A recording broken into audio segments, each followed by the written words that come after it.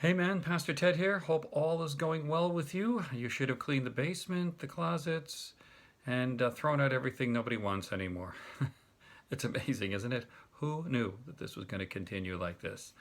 I'm just like you. I want to know when is this ending and what's going on, and boy, we're certainly not getting those answers. Hey, listen, I want to encourage you with these particular connects I make with you. Please just take a time with and share them with other men. I think it's just a good way of us connecting as a group of men together, fellowship. But there's also it's important to get people, men, to keep moving ahead and not just get stuck or drift back, which is certainly easy to do. So today I want to share with you some thoughts from Psalm 15. Psalm 15, I'm going to be reading from the New International Version. And I think it's a psalm that is very real to us in terms of the way we are living our lives right now, not only during this crisis, but also in the days and the weeks to come. So Psalm 15 reads this way: Lord, who may dwell in your sanctuary? Who may live on your holy hill?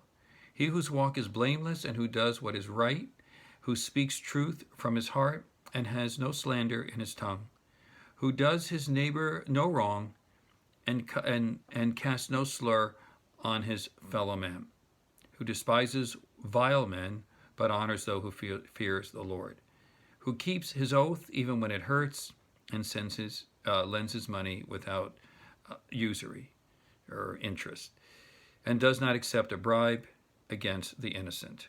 He who does these things will never be shaken. Ooh, that's a powerful statement, isn't it? It really is challenging us to live a life that's not just a holy life within the context of our religious framework, but just every day, every single day. And we're seeing that.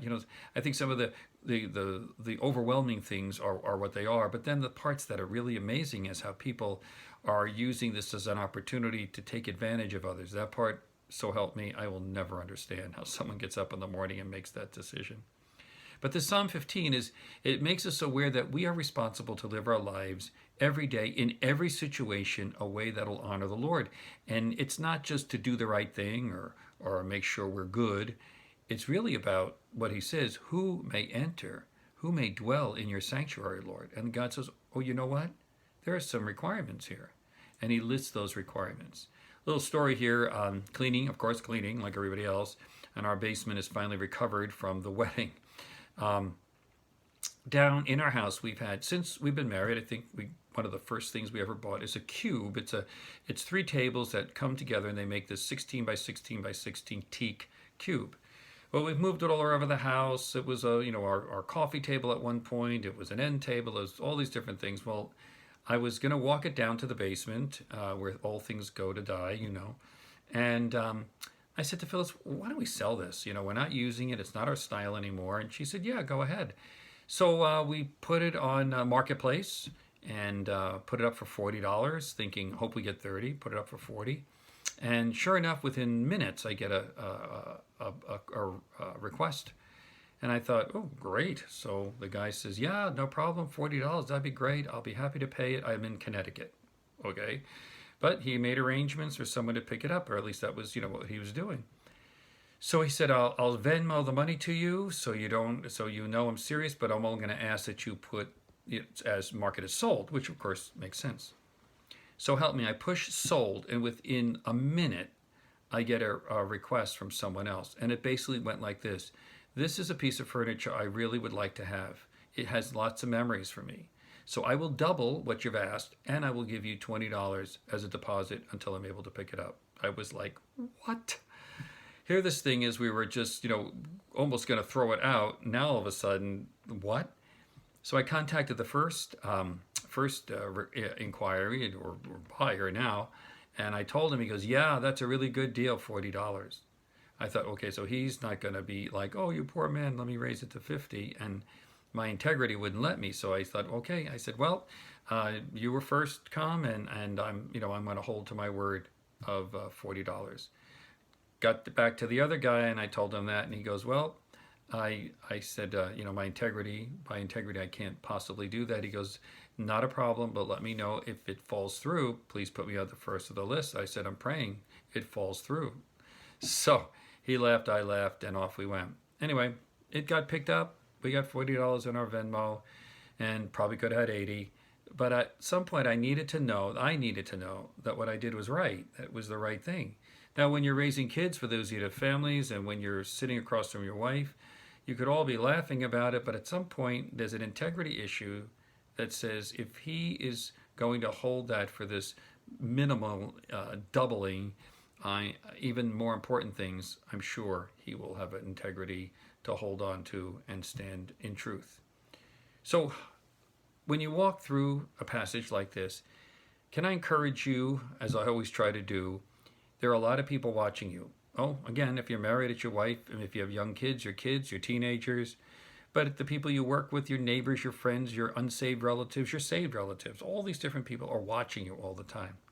And this list in Psalm 15 is just a simple checklist, a checklist that says, has no slander in his heart. Oh, that's a tough one when you get hurt and upset.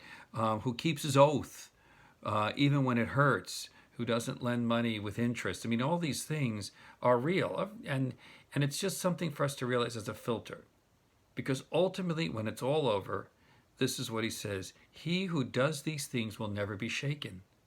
So that means there's a connection between all these behaviors and the impact it has on our life. We're not shaken, and our families aren't shaken, and our business isn't shaken, and our faith isn't shaken, and all these things because we've left the space open for the Holy Spirit just to pour in on us. And then ultimately, that beautiful statement in verse 1, who may dwell in your sanctuary, O Lord. That's where I want to be. Hey, I can't wait till we're all back in the sanctuary when it comes to the end of this crazy COVID-19, but we're able to come together. So men, take that with you. Let the Holy Spirit work through your heart and through your life during this time. When you get one of those slanderous ideas, it might be because you've been in the house too long with your family. It might be some crazy stuff that comes to the surface. You might be upset because you got laid off, fired, or because, the response of your wonderful employees is not like, oh, thank you, we know you had no choice. They're not happy. When all that comes out, just wait and say, Lord, write this psalm upon my heart and upon my life. And you know what? God does it. He does it to me all the time. God, I don't understand this, but if there's any part of this that I need, it's your word upon my life, and that's what I need to happen. Well, the Lord bless all of you.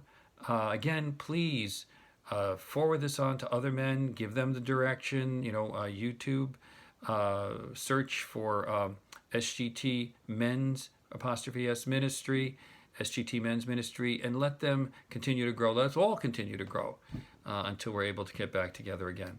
God bless you.